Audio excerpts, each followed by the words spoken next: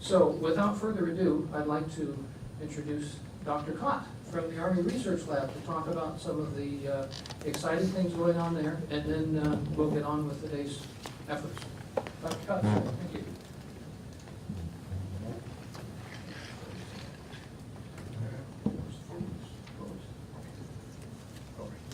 Well, thank you very much for letting me in.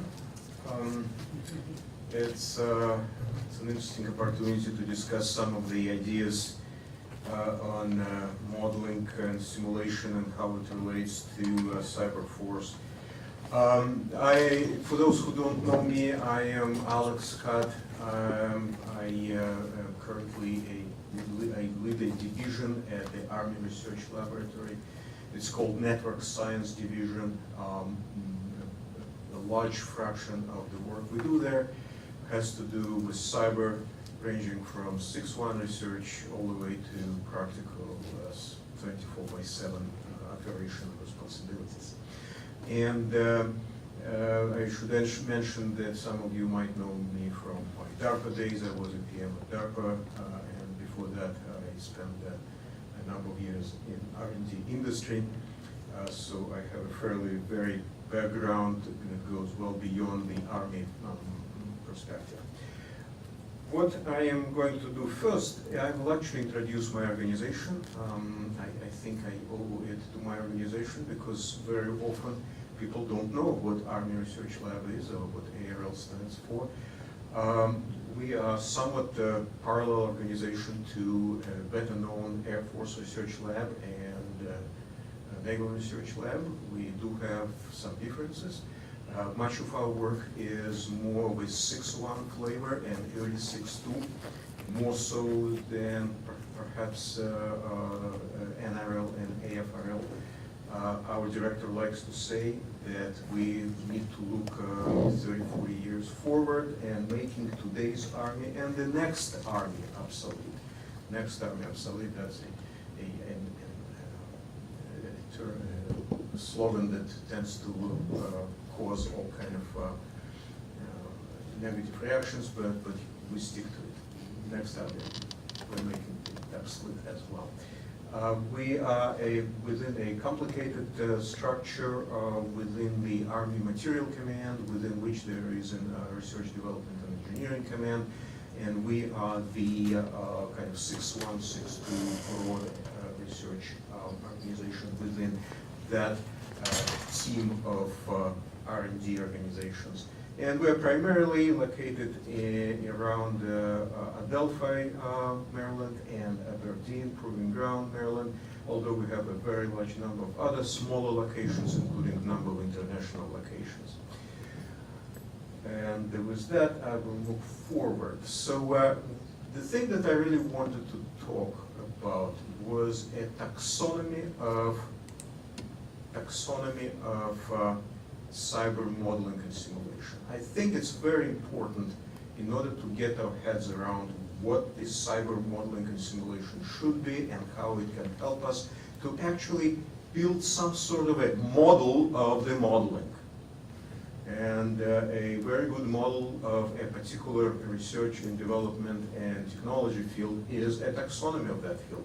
Interestingly enough, I am in conversations right now with the Office of Technical Intelligence, and they are very interested specifically in formulations, systematic formulations of taxonomies. They believe that the way to understand where we are and where we're going in a particular field is to have a meaningful taxonomy.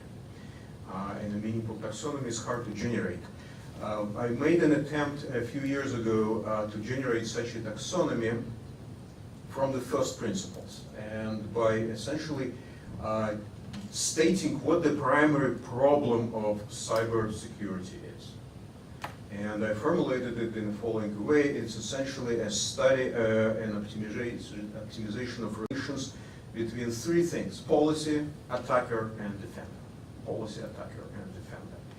And it could be formulated in a form of this quasi-equation where we are looking at relation between cyber incidents, the tools and techniques of defenders, T sub D, the network that defenders are trying to defend, and subdue, and the tools and techniques of the attacker, TSAB.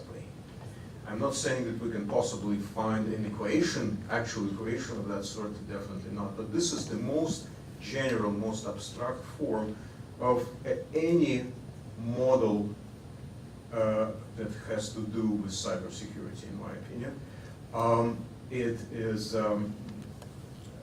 captures everything that you can do from very abstract mathematical models to very concrete simulation models. Everything is in some ways in this abstract form. If you want to read more about it, take a look at my paper that is cited right here on this slide. And similar perspective actually has been expressed by other authors, although perhaps not in such aggressive form as I did it. Now, what I am suggesting to do is, instead of looking at a taxonomy that I produced earlier from that very abstract form in a systematic manner, let's take a look at a different taxonomy. Let's take a look at the very practical, very empirical taxonomy of what is it that we're actually observing in today's practice of modeling and simulation. And I attempted to look at the kind of totality of the literature, and I try to break it into a taxonomy. This is a Scruffy taxonomy. There is no particular theoretical argument as to why it should look the way it looks, but it is reflective of what you will find in today's work. So let's go through that, and what I will do, I will briefly review this taxonomy, and then I will go through some examples of work in each of these taxonomy area. And most of the examples come from the work of my colleagues, either people at the Army Research Laboratory or other people I happen to work with. It doesn't mean that these are the best examples, it's just those examples where I can actually talk to the author and say, hey, do you mind if I use your slides?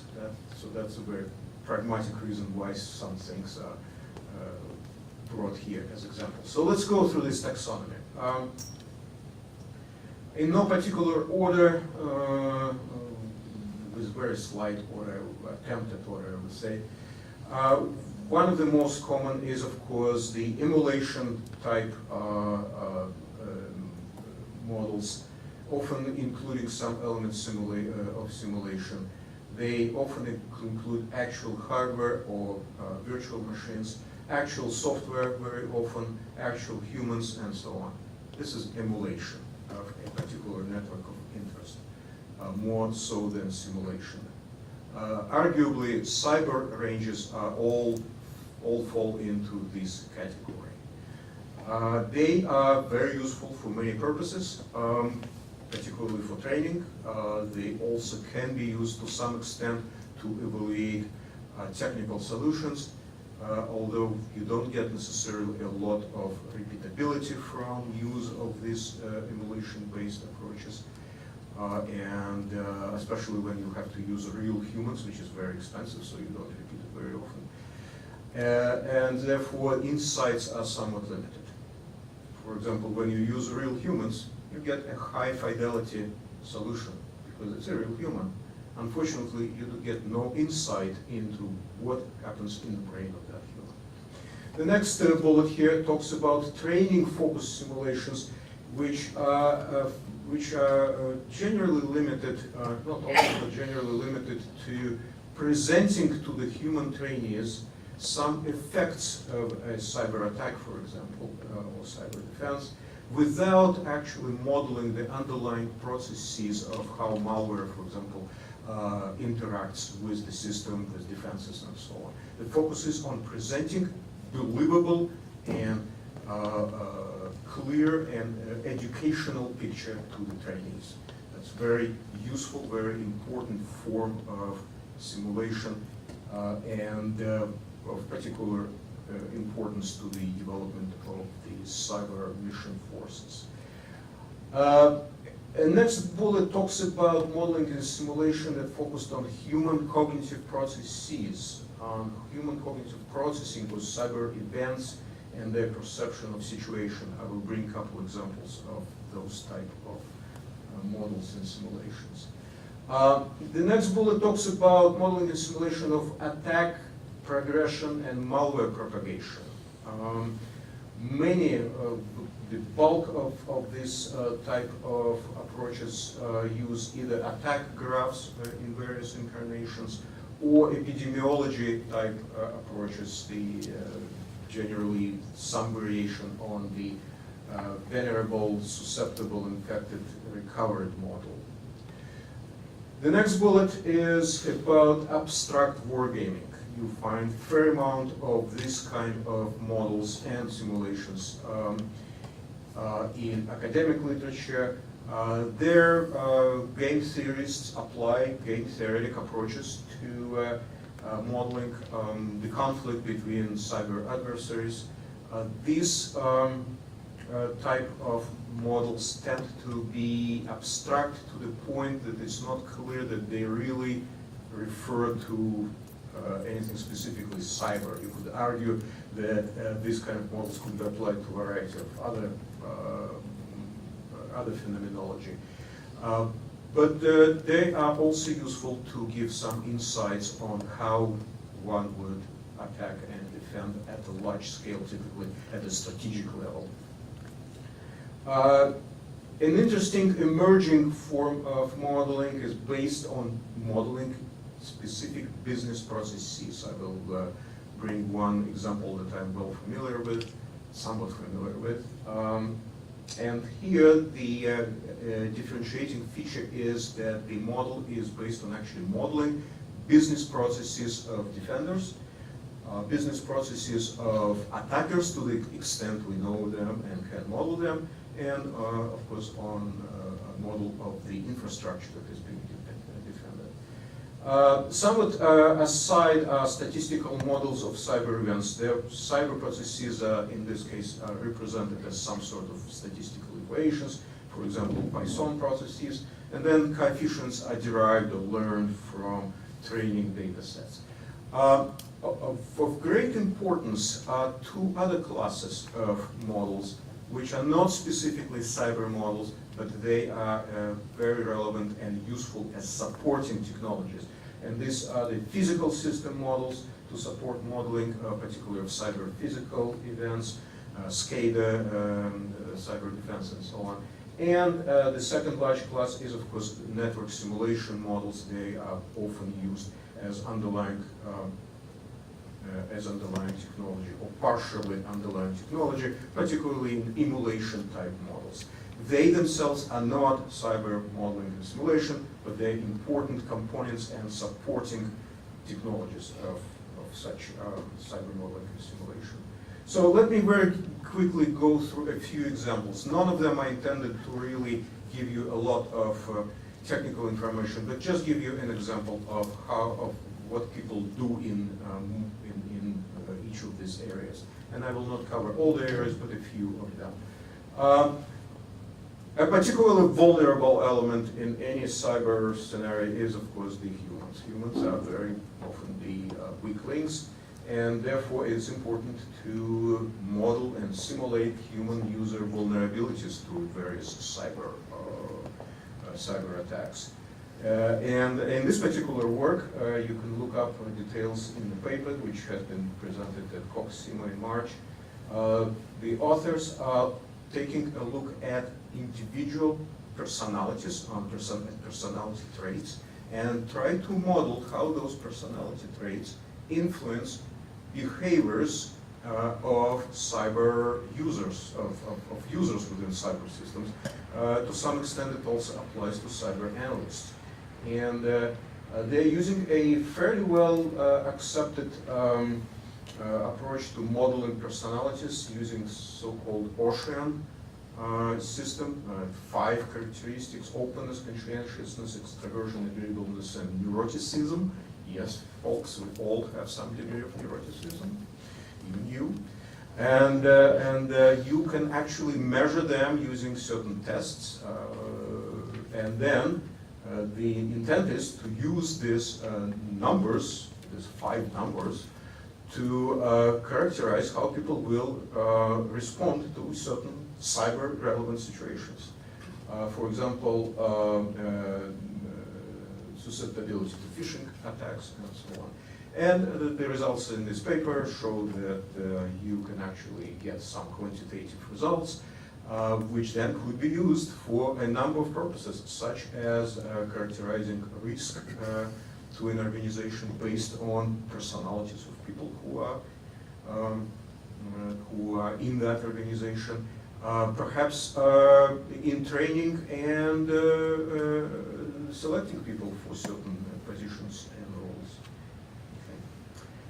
Okay. Another one is on simulation of learning and decisions by cyber analysts. How cyber analysts learn, how the cyber analysts arrive to certain style of decisions.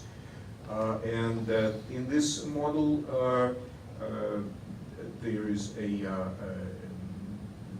authors use personality modeling tools, particularly using models for learning, which are of general purpose, and they could be used for a variety of different types of learnings. And then overlaying that learning model on cyber situations, on a model of cyber events repetitively. And in this particular case, they studied scan detection, how cyber analysts learned how to detect scans, and what they use and do not use in making certain decisions.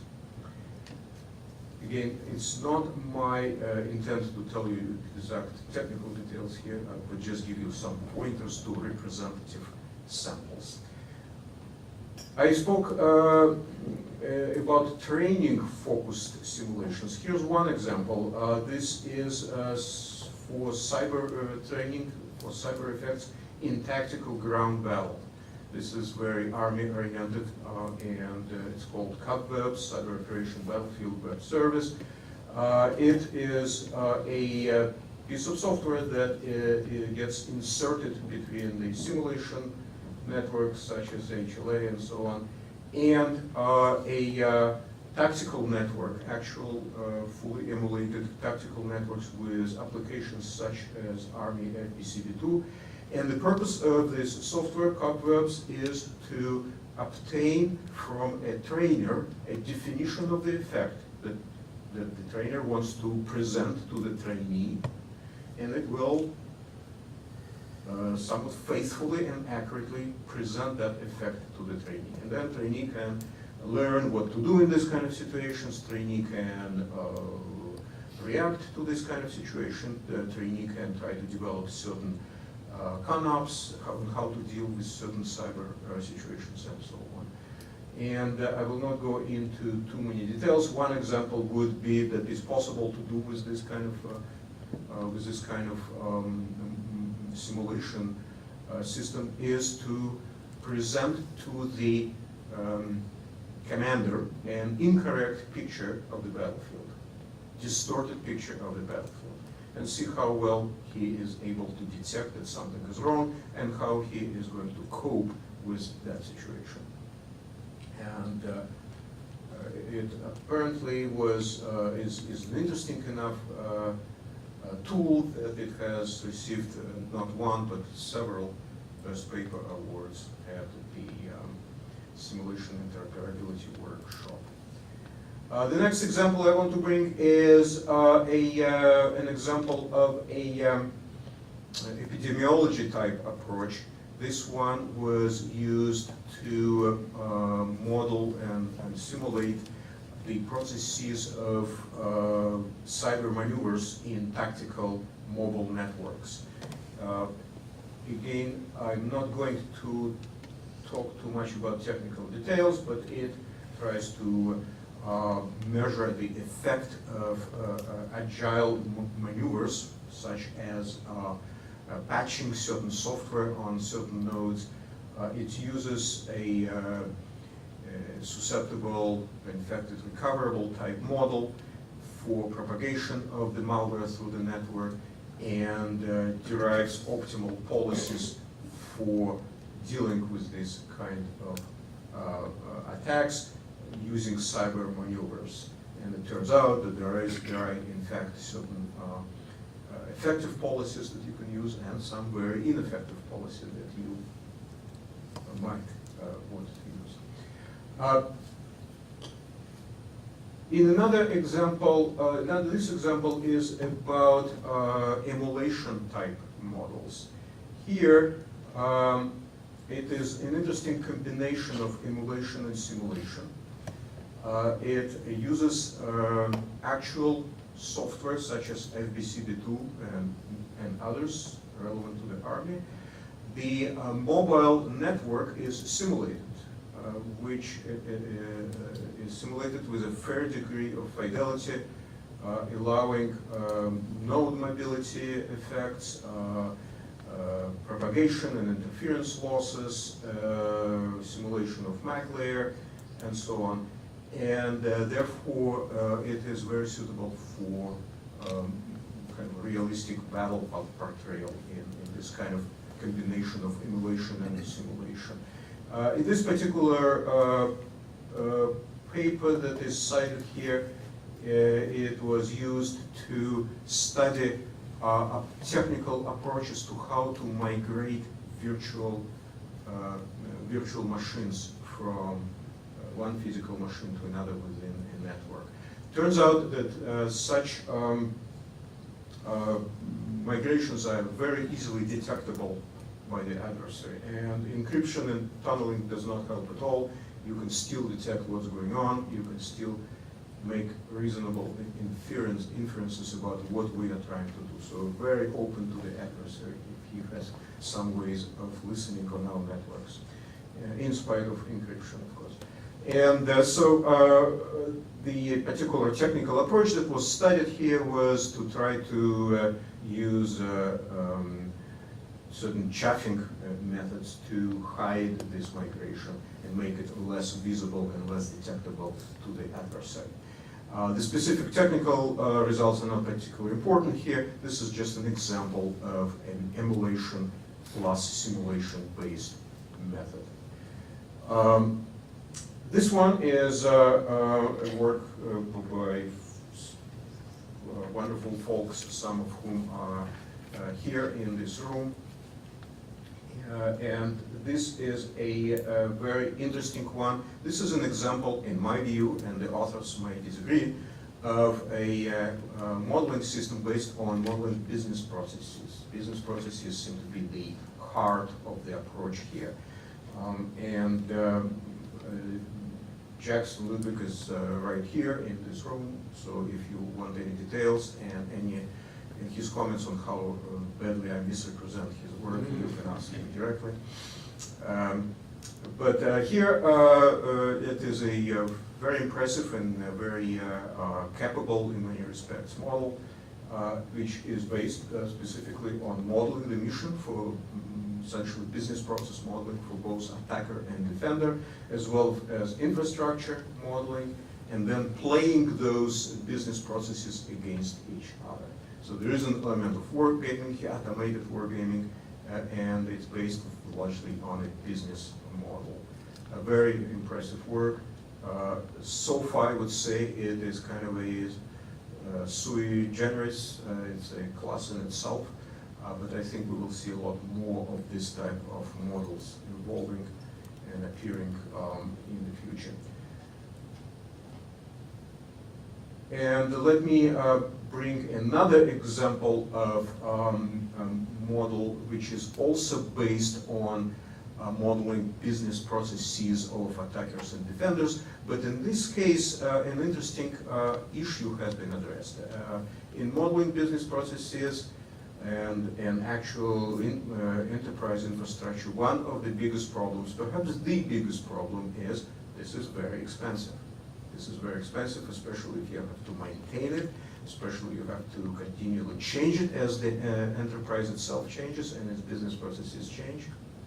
So that is a very, very expensive proposition for most problems, it's unaffordable, probably. In this work has to do with a large European project called Panoptisec. It is a diverse project of multiple teams in Europe. It's a European Union funded project.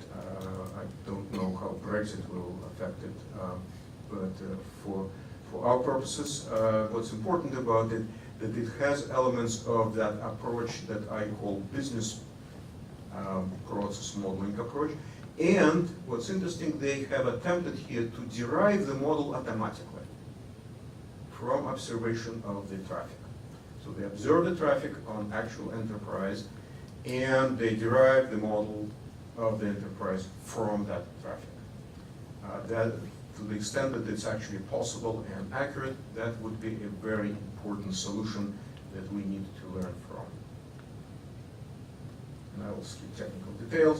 And finally, an example of a high-level, very abstract game theoretic approach. In this work, which has been published in PLOS ONE, which is a very prestigious publication, the authors, one of whom is my colleague, have looked at high-level, very abstract strategic war game between attacker and defender, and they ask themselves a question: how the properties of the computer networks of the nation that is being attacked, how those properties will affect different policies. What are the preferred strategies or policies of the attackers and defenders? I think they primarily looked at the attackers' strategies. Should they attack, for example, the most influential nodes, give them the highest priority? Should they attack the most connected nodes first? Should they attack the nodes with most resources? And so on. This is an important practical question for formulation of a large-scale attack. And they showed, using a simulation model, very much a mathematically grounded simulation, the different policies have, in fact, different results for the attacker. And in some cases, depending on the density and connectedness of the network, you should use one strategy. And in some cases based on temporality of the network, in other words, how rapidly it changes. You should use other types of approaches, other strategies. So this is a meaningful result for the designers of a large-scale strategic attack. Other examples might include simulation of collateral damage by malware in large population. Point you to the person who knows a lot about that. Agent-based simulation of various refresh policies in mobile networks, simulation of probability of cyber compromise in complex network structures, which is kind of an example of a more statistical type modeling, but broad range of approaches that I did not mention. So back to the taxonomy.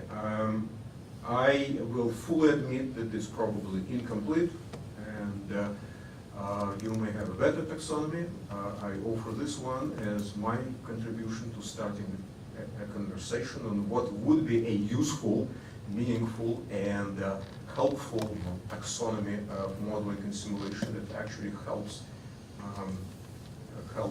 our cyber force in various ways. And finally, a public service announcement.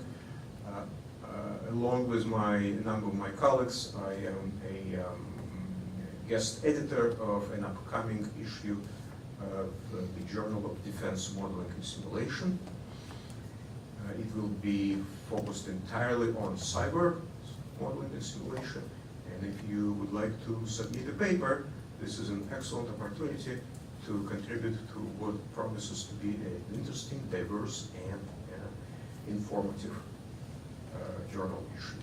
Thank you very much, and if you have any questions, please. We probably have a couple of minutes. Am I correct in assuming that we might have a couple minutes for questions? Sure, yeah, let's take 5 minutes Okay. or so. Yes, sir. Are you gonna make the brief available so we can check the records? This is public released, and yeah, you can either email me, I'll send it to you, or you can ask the organizers here, so they will make it clear. We can make presentations available after. If you put your email address in the sign-in sheet, we'll make sure everybody gets the information that's distributed here. Any others? Let me ask you a question. What did I miss in my last one? Here. Oh, okay. Yeah, so, I mean, this is good from a largely cyber viewpoint. What is missing is the integration with other traditional domains of warfare. And so I'm very concerned that cyber is working its way to pigeonholing itself into a compartmented and largely non-integrated warfare domain. That's very good point. I think this is partly a sign of relative immaturity of the field. Hey, Doctor. Scott Wood from Joint Staff J7. I'm in the training realm. But we had an opportunity to see PEO Stride do a presentation on, I guess it was almost a capabilities-based assessment on emerging cyber requirements. I was kind of curious if you participated in that as well, and if you had any comment on the results. Over. I did not participate. I believe one of my folks participated in that. I have not seen the results. So my apologies, I cannot comment on that. Your first bullet, the emulation network. It seems- Do you know of any good work in terms of the scalability of emulation and the overlap to simulation? I mean, it looked like Cybervan was limited. Yeah, take a look at Cybervan. They have actually tried to look at how far they can push the scalability there. Their primary intent was to model something up to a battalion, army battalion kind of scale. I don't know how further they pushed that. It's a pretty sophisticated work, and get in touch with those folks. They're actually very knowledgeable about how to manage this combination of emulation and simulation in order to push scalability to a scalability and fidelity to fairly high levels. Okay, thanks.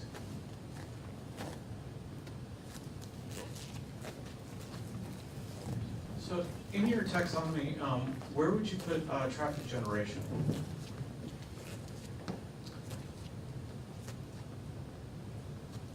Yeah, that's an excellent point. Perhaps it's an important component of emulation. Traffic generation by itself, you can't really do very much with that. You still have to build a lot around it. And I would imagine that it would be mostly useful in the context of emulation-based systems.